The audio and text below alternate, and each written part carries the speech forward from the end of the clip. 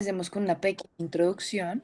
Vamos a ver que la cara va a representar una parte muy compleja y subjetiva del cuerpo humano, donde este básicamente va a ser ese vínculo que nosotros tenemos para expresar nuestros estados internos ante la sociedad.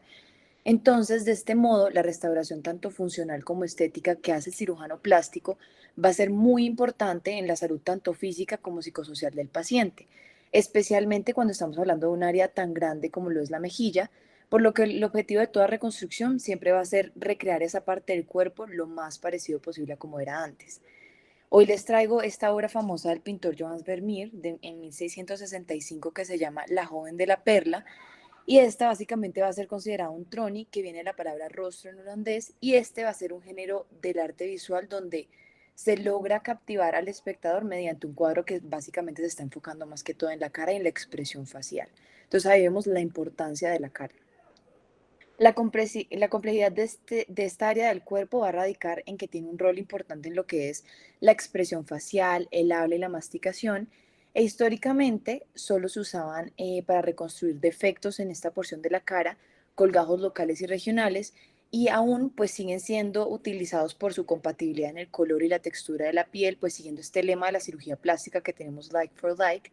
Hoy en día igual tenemos otras opciones que nos pueden ayudar a reconstruir otros defectos un poco más grandes, como por ejemplo esos defectos que comprometen el hueso. Entonces ahí es que entra a tomar un rol muy importante los colgajos libres microvascularizados, y esto se vuelve una técnica muy importante ya que logra ampliar las opciones terapéuticas porque son muy versátiles en términos de volumen, de área, de vascularización y de composición, y se logra la primera transferencia de un colgajo libre utilizando microscopio en 1973. Bueno, como etiología y epidemiología, las causas predominantes que vamos a tener en generar defectos de cobertura en la cara van a ser principalmente por tumores, por traumas o por quemaduras. Entre las causas secundarias a tumores malignos, la principal va a ser por carcinoma vasocelular, que va a representar el 75% de los tumores presentes en la mejilla, seguido de carcinoma escamocelular y melanoma. En el estudio RAPSTIN, que se realizó en el 2012, se estudiaron 400 casos que posterior a cirugía de Mohs, en los que la reconstrucción del defecto se dio en el 53% de los casos por un cierre primario, en el 19% de los casos por por colgajos cervicofaciales y en el 8% por colgajos de avance perialar. Ya siguiendo con la anatomía de la mejilla, entonces vamos a ver que la mejilla va a estar delimitada superiormente por lo que sería el orbitario inferior, y se extiende en la línea que va desde el canto lateral hasta la raíz de la hélix. Lateralmente, entonces vamos a ver que va a tener el surco preauricular, inferiormente el borde de la mandíbula y medialmente con el surco nasogeniano y el surco melolabial. Vamos a tener también desde el punto de vista ya estético tres subunidades bastante importantes que son las que vemos acá. Entonces vamos a tener la subunidad infraorbital, la preauricular y la bucomandibular. Entonces comencemos hablando de la zona infraorbital. Entonces la zona infraorbital vamos a ver que se va a extender desde el borde lateral de la nariz hasta el pliegue nasolabial y continúa a través de la mejilla por debajo del surco gingival hacia la patilla. Luego por la parte anterior de la patilla hasta las patas de gallo y luego a lo largo de la unión entre el párpado inferior y la mejilla. Entonces eso sería lo que la zona infraorbital. En esta zona es importante que aquellas heridas que no se puedan cerrar de forma primaria o con un injerto de piel, podemos usar colgajos romboides o bilobulados, y en defectos que ya sean bastante grandes se puede usar el colgajo cervicofacial. Igual esto lo vamos a tocar mucho más adelante. Importante que se va a hacer una reconstrucción cuidadosa por el riesgo de algunas deformidades como por ejemplo el ectoprión y deformidad en el pliegue nasolabial, precisamente porque en esta zona pues estamos viendo que se va a delimitar por el párpado inferior, el ano nasal, y eso hace que se puedan dar esa clase de retracciones. En la zona preauricular vamos a tener que esta se extiende desde la unión de la hélice con la mejilla hasta la patilla y se va a superponer con esta zona 1 en la zona malar. Entonces acá vemos cómo se superpone. Y luego se extiende inferiormente hasta el ángulo mandibular y por el borde mandibular inferior. Algo muy importante de esta área es que básicamente va a incluir esos tejidos de la fascia parotidioma etérica, y normalmente se va a beneficiar de colgajo cervicofacial, de ectopectoral para la reconstrucción. En la zona bucomandibular, entonces se extiende verticalmente por la mitad de la mejilla hasta el margen mandibular y desde la comisura labial hasta la línea que divide horizontalmente la mejilla en la mitad. Entonces vemos esta área. Algo muy importante aquí es que la región de la mejilla se debe tener en cuenta que durante la reconstrucción tenemos algunas estructuras como la comisura oral, el ala nasal, el pliegue nasolabial y el párpado inferior y también la glándula parótida, que ya luego vamos a hablar cuáles son como esas zonas faciales o esas estructuras anatómicas que tenemos que tener cuidado a la hora de reconstruir la mejilla. Y digamos que si tenemos un colgajo a tensión o una herida que está cicatrizando eh, a tensión, pues alguna de estas partes, entonces podemos tener lo que les decía anteriormente, como el ectoprión. Y en este caso se podría hacer en las cicatrices una cetaplasia para mejorar esa tensión. Vamos a tener con respecto a la anatomía, los huesos, entonces comencemos por el maxilar. Son dos huesos que se van a articular en la línea media mediante la sutura intermaxilar y va a constar de varias porciones. Entonces tiene un cuerpo, el proceso cigomático, proceso frontal, proceso alveolar y proceso palatino. Y además de eso también va a tener unos reparos óseos. Entonces tiene el foramen infraorbitario, donde van a discurrir esos nervios infraorbitarios, la arteria y la vena también infraorbitaria. Tenemos el seno maxilar y el foramen incisivo. También vamos a tener el hueso cigomático, que básicamente va a formar esas partes, esas prominencias laterales que nosotros tenemos, que conocemos como pómulos, y va a tener tres procesos, que va a ser el frontal, maxilar y temporal. Hay algo muy importante aquí y es el arco cigomático, que básicamente este va a ser el proceso cigomático del hueso temporal y el proceso temporal del hueso cigomático, que básicamente se va a encargar de proteger los ojos y va a ser un sitio de inserción de los músculos de la masticación, el macetero y el temporal. Ya con respecto a la mandíbula, entonces vamos a ver que es el hueso más grande de la cara, es un hueso móvil, se va a articular con el cráneo por la articulación temporomandibular y se compone de dos partes, que sería un cuerpo horizontal, que es la parte anterior, y dos ramas verticales, que son las partes posteriores. Y con respecto a los forámenes, vamos a tener el foramen mandibular, que es atravesado por el nervio y la arteria alveolar inferior, y vamos a tener estos forámenes mentonianos que son atravesados por los nervios y los vasos mentonianos. También vamos a tener unos músculos, entonces los músculos que van a estar comprendidos en esta región de la mejilla va a ser el borde inferior del orbicularis oculi, el elevador del labio superior, el elevador del labio superior y la ana nasal, el risorio, el elevador del ángulo de la boca, los cigomáticos, el bucinador y los maceteros. El músculo macetero, entonces va a ser el músculo más grande de la región de la mejilla y va a contribuir a darle esa llenura que nosotros tenemos en esa parte lateral de la mejilla, pero pues su principal función va a ser la masticación.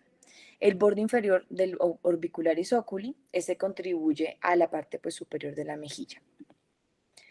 Acá tenemos el elevador del labio superior y el ala nasal, que se ubican en el borde de la nariz y marca ese contorno medial de la mejilla, y el músculo que se encuentra lateral a este se llama el elevador del labio superior, que hace parte de, pues, también de esta región medial de la mejilla. Tenemos los cigomáticos mayor y menor, que contribuyen también a la parte media, y el cigomático mayor tiene unas inserciones en la región superior de la mejilla. Debajo ya de estos músculos cigomáticos vamos a tener nuestro músculo risorio y el elevador del ángulo de la boca, que se insertan pues en el ángulo de la boca. Muy importante que estos músculos van a ser indispensables para lo que sería la expresión facial, y ven que también tenemos músculos para la masticación, entonces eso es muy importante también. Debajo de todos estos músculos vamos a tener el bucinador, que la función principal va a ser mantener ese bolo de comida durante la masticación. Ahora sí hablemos de la glándula parótida. Entonces la glándula parótida va a ser esa glándula salivar más grande, va a estar situada bilateralmente en esta zona preauricular y básicamente pues esta va a producir el alfa-amilasa, que comienza la digestión química del almidón. El drenaje de esta glándula se va a dar por este conducto que vemos aquí, que es el conducto de Stenón, y este conducto mide aproximadamente 6 centímetros de longitud y 2,5 milímetros de diámetro. Emerge desde este borde anterior de la glándula parótida y pasa sobre el músculo macetero y entra a la cavidad oral a nivel del segundo molar, formando para su penetración entonces una papila fácilmente identificable en caso de que queramos canalizar. Eso va a ser muy importante porque como es fácilmente identificable, en caso de que queramos canalizar el conducto cuando está pues cerrado por alguna lesión o algo. Entonces es a partir de esta papila. El trayecto inicialmente que se encontró, entonces está entre el borde inferior del trago hasta la comisura labial. Y este básicamente fue el trayecto que se encontró en la anatomía de Gray, pero luego se dieron cuenta que algunos pacientes tenían el trayecto 1.5 centímetros debajo de este trayecto inicialmente descrito.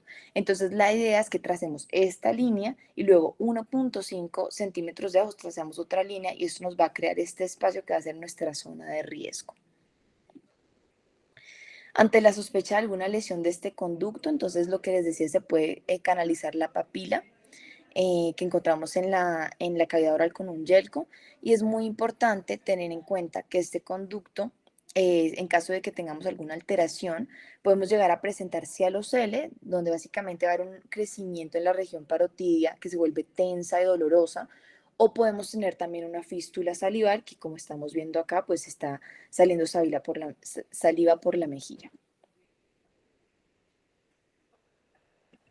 Bueno, como ya lo mencionó Isabela, entonces la idea es canalizarlo. Para eso, pues se va a localizar el conducto esternón.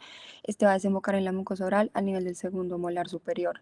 Entonces, pues con tal se introduce un catéter para mantener el conducto pues abierto y permeable para el flujo de saliva. Y la idea es fijarlo en su lugar con suturas para que se deje ahí un periodo de tiempo, mientras que se asegura pues, el adecuado proceso de cicatrización del conducto. Como se puede ver en el video, ahí está ubicado el catéter canalizando el conducto externo. Listo, ahora con respecto a la irrigación sanguínea, vamos a ver que la principal irrigación se va a dar por la arteria facial y la arteria facial transversa. Entonces la arteria facial pues se va a originar de la arteria carótida externa, va a presentar un recorrido tortuoso hasta por la región del surco nasolabial y hacia su trayecto que va a terminar en el ángulo medial del ojo. Y básicamente termina en la rama angular, la arteria angular, que va a ser esa rama terminal que tenemos. Vamos a tener unas ramas tanto cervicales como unas ramas faciales. Entonces las ramas cervicales van a ser la palatina ascendente, la tonsilar, la submentoniana y las glandulares, que son estas que ven en verdecito. Y tenemos las ramas faciales, que son la labial inferior, la labial superior, la nasal lateral y angular, que son las que ven acá en rojito.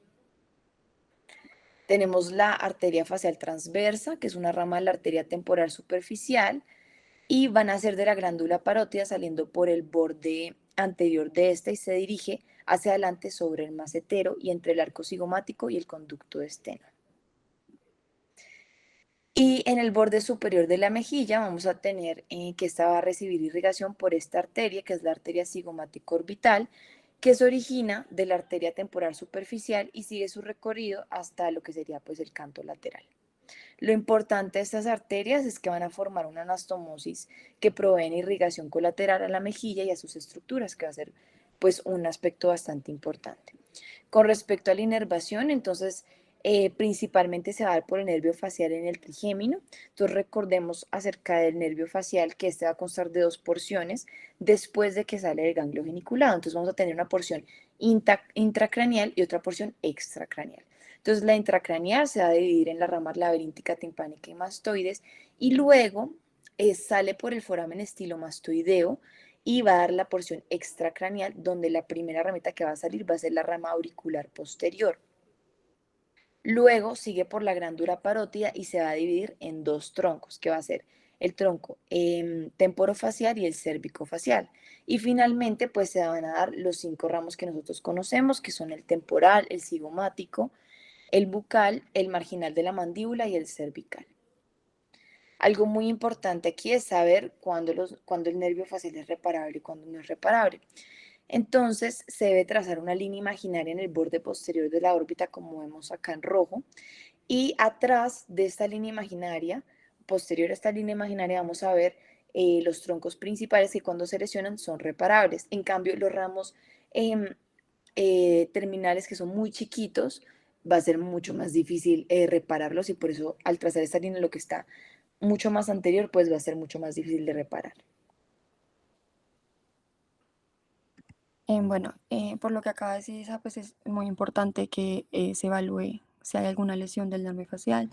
Principalmente podemos mirar si hay caída de la comisura labial, desviación de la boca, si hay incapacidad para cerrar un ojo o arrugar la frente. Le podemos pedir al paciente que realice gestos como elevar las cejas, cerrar los ojos fuertemente, sonreír o mostrar los dientes, inflar las mejillas o fruncir los labios. De esta manera estamos evaluando las ramas del nervio facial.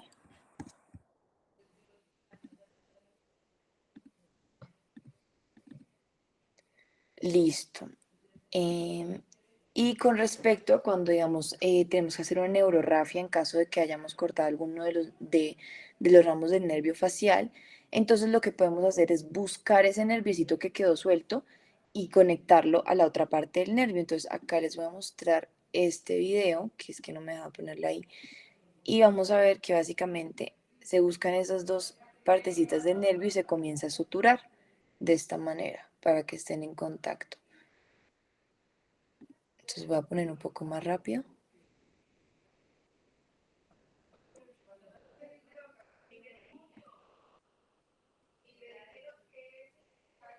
Y bueno, ahí se comienzan a suturar.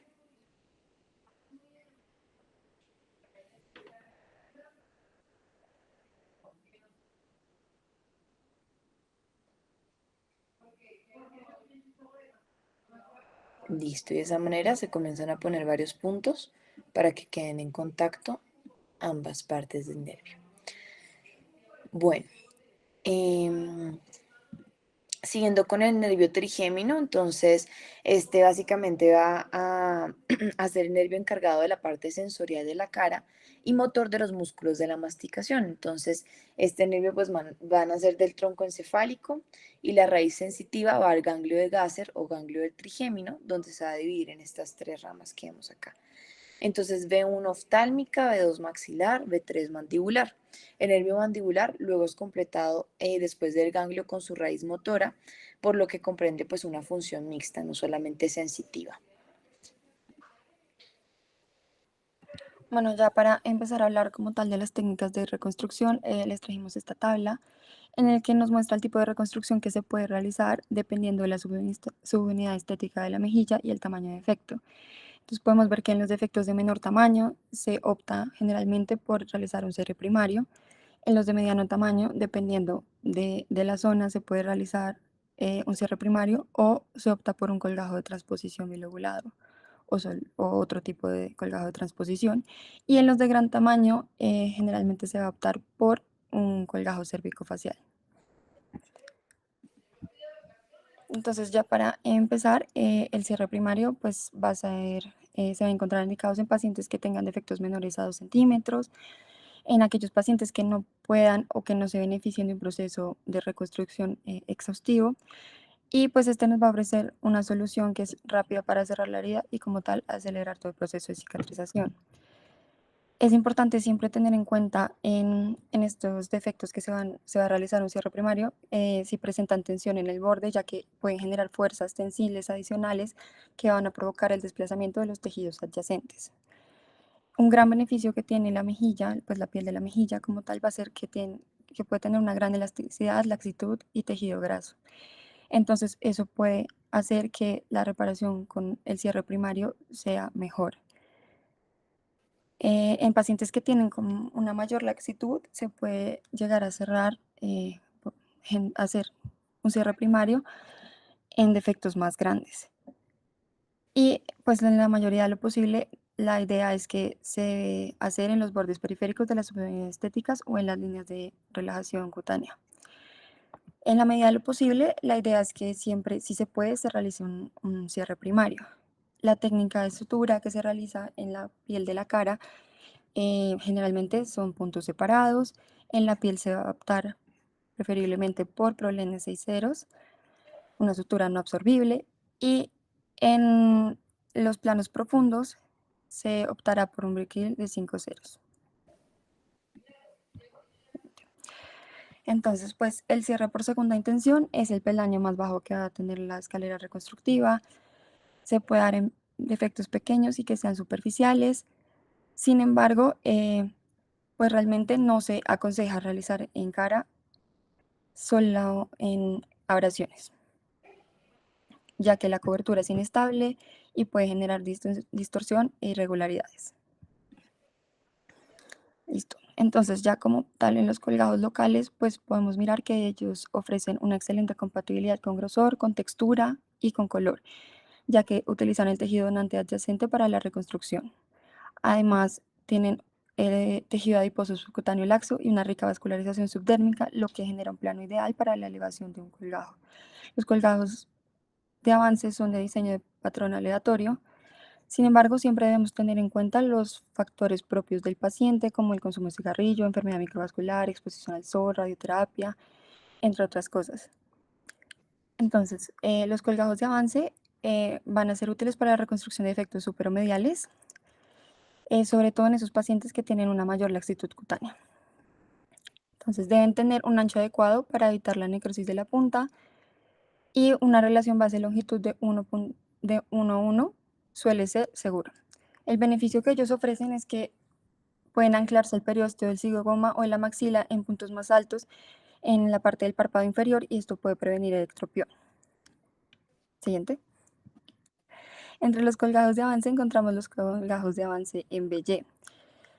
Y estos pues son una excelente opción para el cierre de efectos a lo largo de la mejilla medial y como tal en la base del ala nasal, particularmente si en el cierre primario el defecto puede resultar alguna distorsión del párpado inferior o de la base nasal.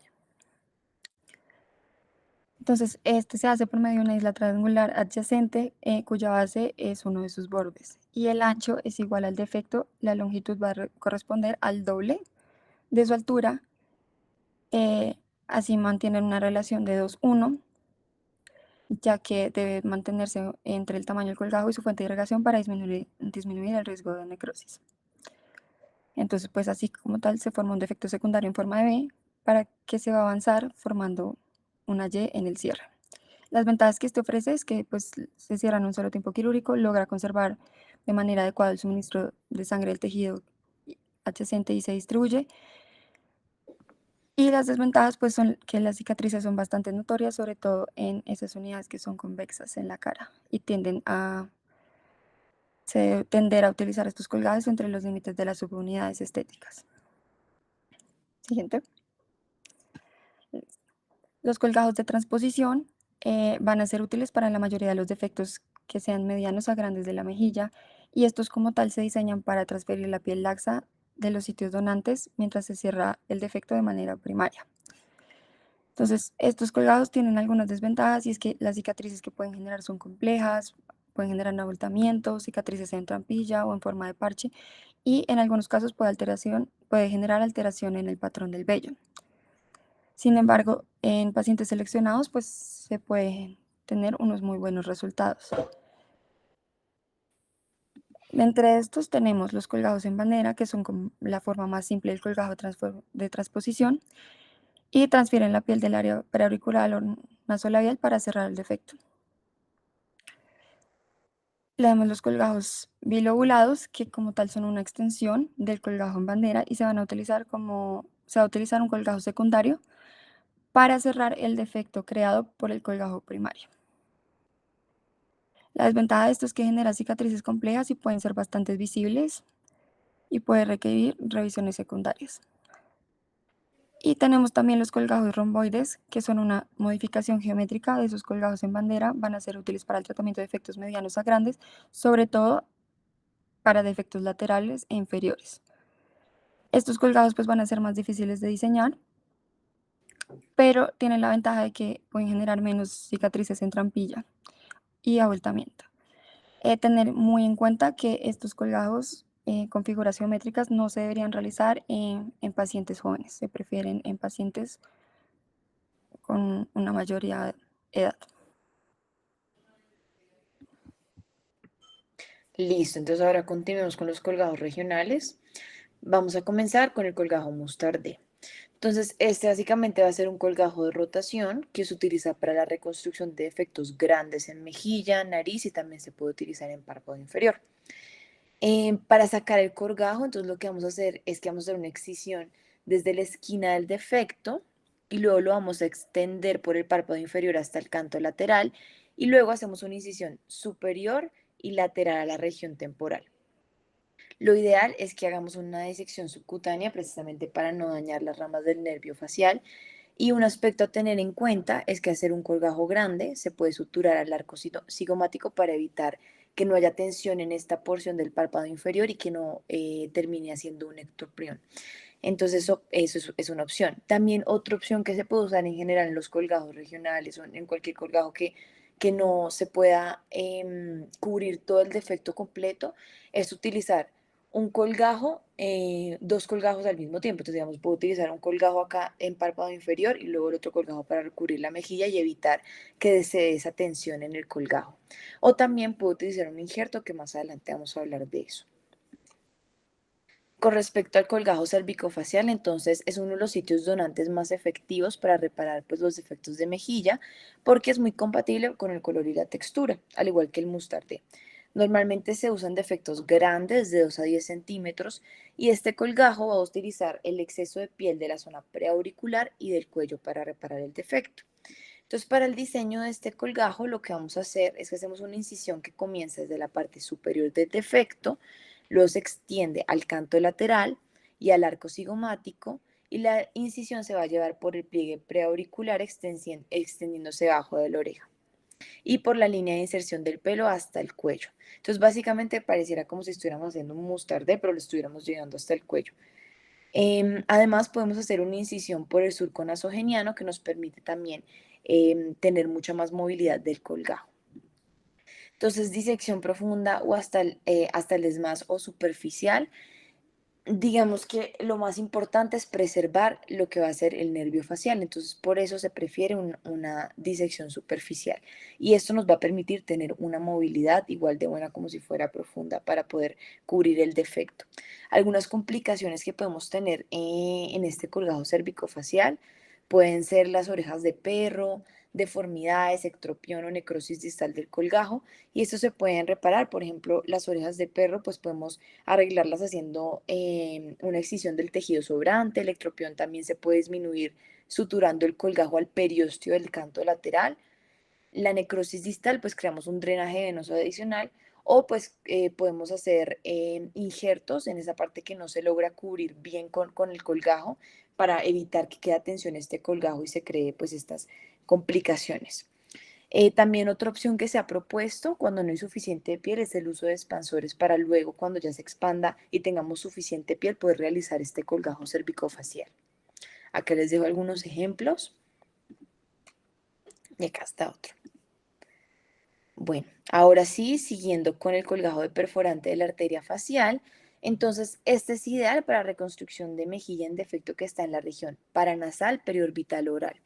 Se basa en esta delgada perforante que vemos aquí y básicamente esto le va a permitir que tenga un arco de movilidad amplio, permitiéndole cubrir varios defectos. Esta perforante se va a ubicar, como vemos en la imagen, entre 1,5 y 2 centímetros lateralmente de la comisura oral y al ser constante entonces nos da un suministro de sangre bastante viable. La disección de la perforante comienza en el plano subcutáneo hasta que pues haya poco tejido alrededor de esta perforante. Ya la transposición del colgajo, entonces la vamos a realizar de forma directa o podemos hacerla a través de un túnel subcutáneo y existen pues otras formas modificadas del colgajo para incluir la mucosa oral, músculo y piel y que se pueda crear un colgajo de espesor total para la reparación del labio también. También tenemos el colgajo submentoniano, que pues al igual que los demás es compatible en color y textura de la mejilla. Sin embargo, algo muy importante a tener en cuenta en este colgajo son los ganglios submentonianos y submandibulares, por lo que puede haber un riesgo de recaída tumoral. Entonces, esto hay que tenerlo en cuenta.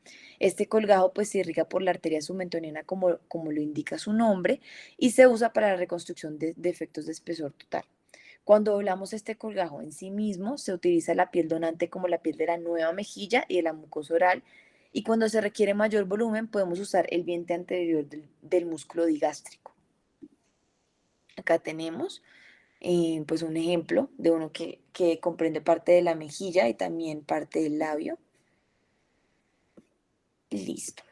Y también tenemos el colgajo delto pectoral, que es un colgajo que permite trasladar hasta 250 centímetros cúbicos de tejido, lo que va a permitir una reconstrucción completa de la mejilla. Son un defecto que básicamente quite toda la mejilla. La piel de este colgajo pues va a tolerar muy bien el plegamiento, tiene un buen arco de movilidad y la irrigación pues se va a basar en las perforantes de la mamaria interna. Sin embargo, pues este colgajo ha sido reemplazado por otros colgajos, como los colgajos libres, pero igual sigue siendo una muy buena opción. Entonces acá vemos el colgajo miocutáneo pectoral mayor.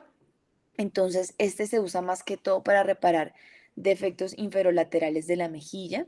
Entonces, el pectoral mayor se perfunde por las ramas de los vasos toracocromiales que siguen esta línea que se ve en esta imagen. Entonces, desde el acromion hasta la apófisis sifoides, y acá podemos ubicar pues estos vasos toracocromiales. Y la piel de este colgajo, pues raramente se necrosa, pero igual siempre tenemos que ser muy cuidadosos a la hora de alzar este colgajo. Este también se caracteriza por ser muy voluminoso, por lo que se usa para una reconstrucción compleja que involucre piel, tejido celular subcutáneo y se puede transferir solo músculo o también se puede transferir con una isla de piel. Y para la isla de piel entonces vamos a diseñar una elipse medial al complejo areola-pezón con un ancho entre 6 a 7 centímetros y esto va a evitar que hagamos un cierre a tensión y también podemos optar por una desinserción del músculo precisamente porque esto nos puede ayudar a evitar contracturas posquirúrgicas o evitar que pues el paciente tenga tortícolis. Entonces acá vemos un ejemplo también.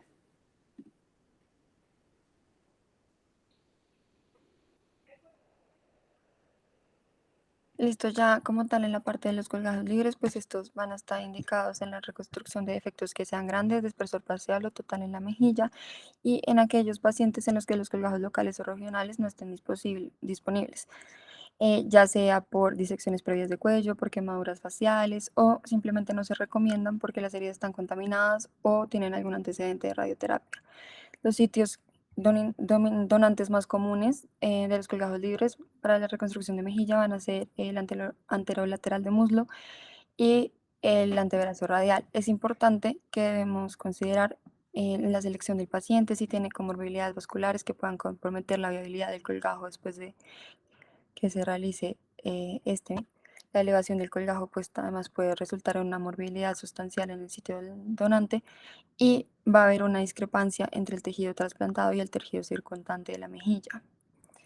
Entonces, para comenzar hablando con el colgajo anterolateral de muslo, vamos a tener que esto es un colgajo fasciocutáneo que se va a basar en los vasos perforantes de la rama descendente de la arteria y vena circunfleja femoral lateral. Este colgajo tiene unas características y es que puede ser pues, delgado y flexible, puede ser útil para proporcionar una gran cantidad de piel junto con una cantidad variable de músculo vasto lateral si se desea para llenar defectos que sean complejos. Se puede afinar como tal en el momento de la cosecha del colgajo, pero siempre tener en cuenta que si se hace un adelgazamiento que sea demasiado agresivo, se puede llevar a una necrosis parcial del colgajo. Siguiente.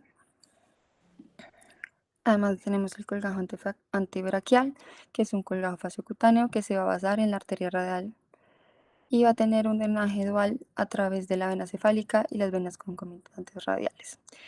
Este colgajo va a ser una excelente fuente de piel delgada y flexible y tiene un pedículo que es largo y confiable.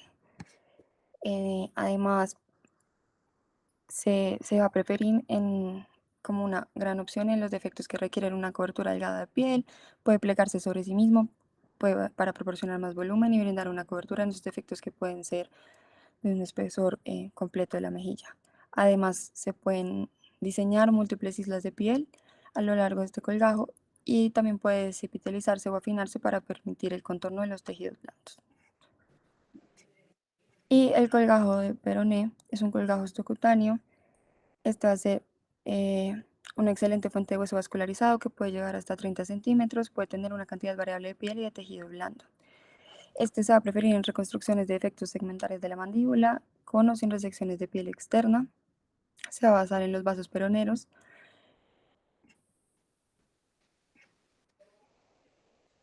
Y ya. Listo, entonces ahora sí continuamos con la última opción que serían los injertos de piel. Entonces, algo muy importante a tener en cuenta es que es la contracción secundaria. Entonces, recordemos que los injertos de espesor total tienen una menor contracción secundaria a diferencia de los de espesor parcial. Entonces, esto nos va a dar una mejor característica estética, por lo que siempre va a ser nuestra primera opción cuando vayamos a poner un injerto en cara.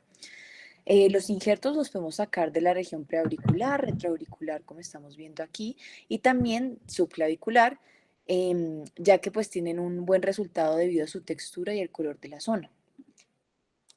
Es fundamental que tengamos en cuenta la contracción del injerto en zonas de la mejilla, como por ejemplo el párpado inferior, el ana nasal y la comisura labial, para evitar pues estas complicaciones que hemos dicho a lo largo de la charla y estas retracciones. Muy importante individualizar el caso de cada paciente. Digamos que el uso de injertos más que todo es preferido en aquellos pacientes que son comórbidos, que no se les puede hacer un colgajo, en pacientes que digamos que requieran una reconstrucción temporal para evaluar márgenes positivos, entonces, por ejemplo, en un cáncer recidivante o en un cáncer con una histología de alto riesgo, y también pues cuando tengan recaída de cáncer o que tengan infecciones. Luego, pues ya de que tengamos que nuestro paciente tenga los márgenes negativos, pues posteriormente ya podemos ver qué clase de colgajo le vamos a utilizar, que fueron los que ya expusimos anteriormente. Y algo muy importante a la hora de poner un injerto es que nunca se nos puede olvidar hacer un buen capitoneo de 5 a 7 días, especialmente en lo que es la mejilla, ya que pues vemos que la mejilla nosotros hablamos, comemos y la mejilla siempre se está moviendo, entonces por eso es muy común que se puedan dar hematomas y seromas que van a causar pues la pérdida del injerto en caso de que no se haga este buen capitoneo.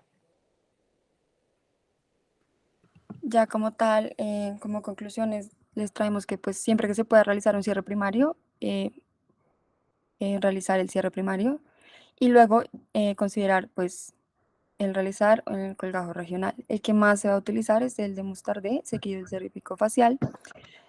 Y como ya les habíamos mencionado antes, no se considera que se deben utilizar los colgajos locales de diseño geométrico en los pacientes jóvenes.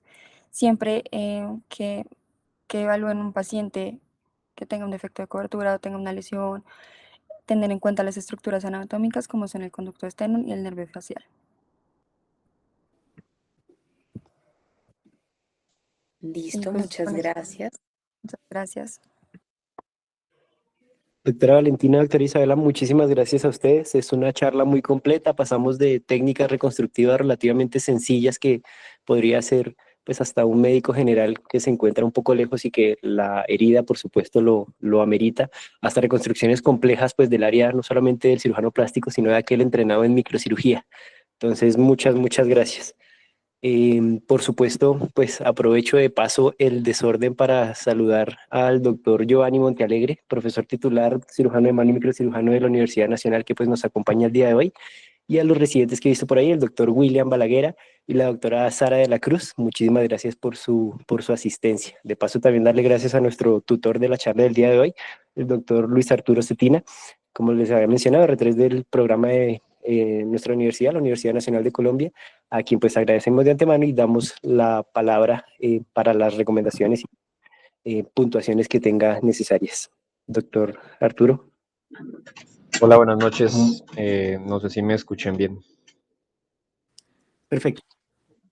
Bueno, tengo una consideración importante de la charla y es que pues, las expositoras me parecieron que lo hicieron de una manera extraordinaria. Me gustó muchísimo la charla, es una charla a la cual no tuve que hacer casi correcciones en general en la revisión.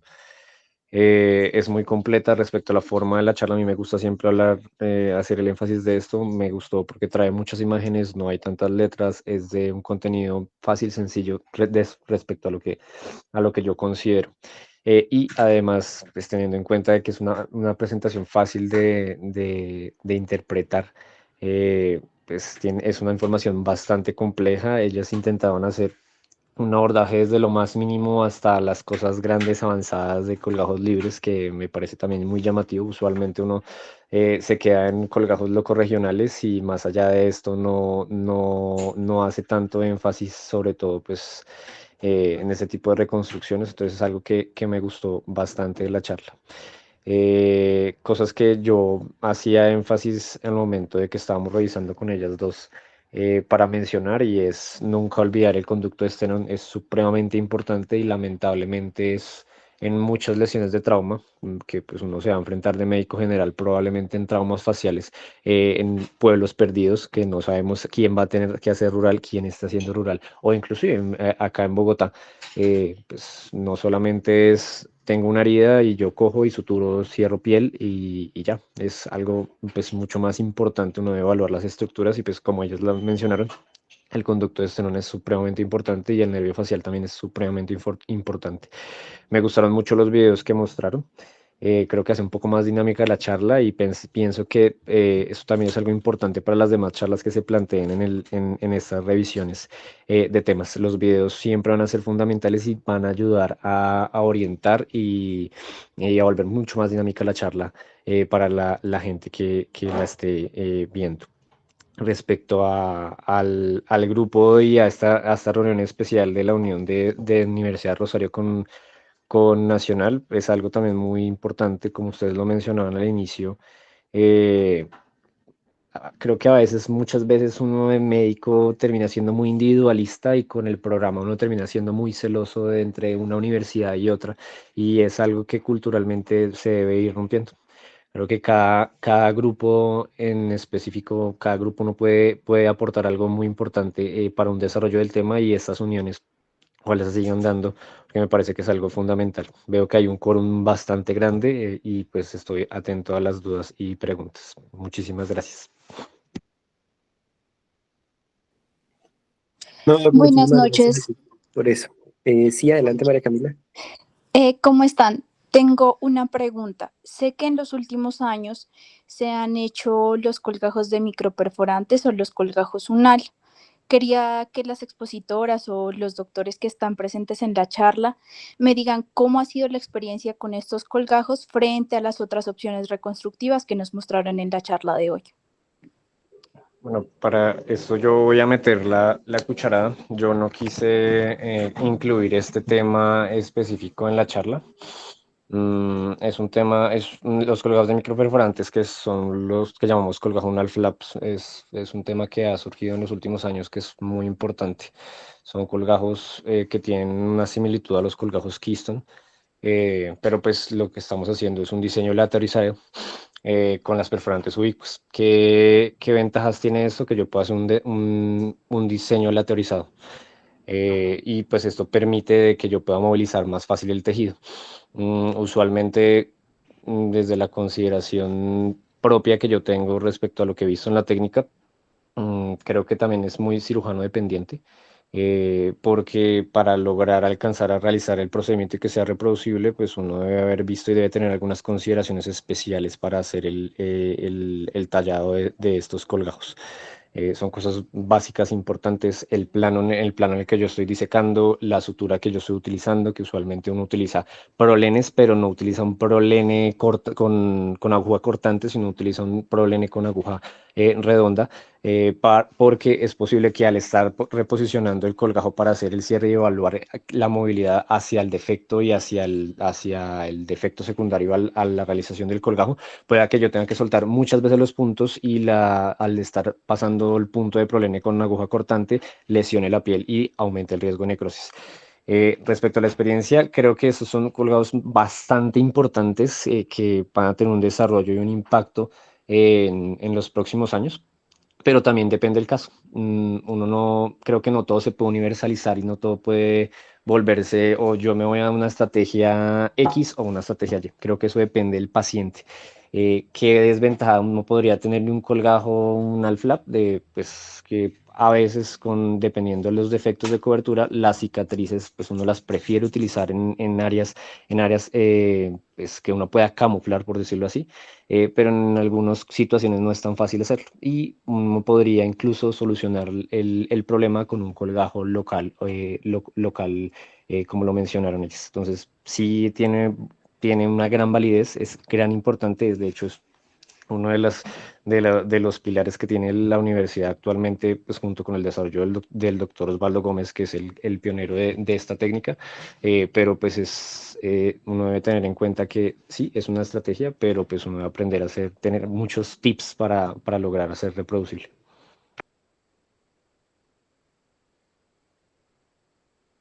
Muchas gracias. Muchas gracias, Doc. Sí, de paso, pues yo aprovecho y meto la cucharada.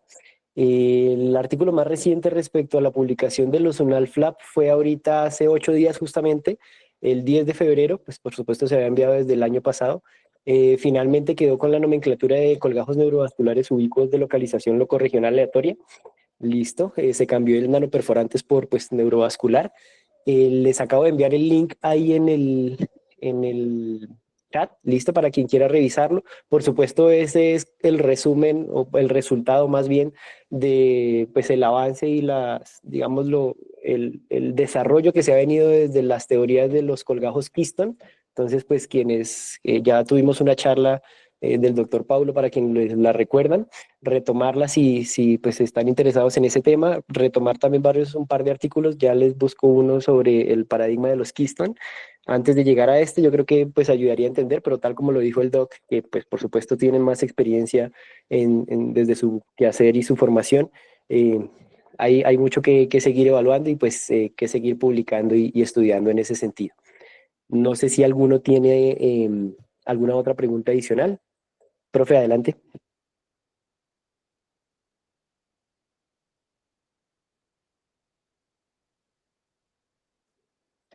Profe Montealegre, sí.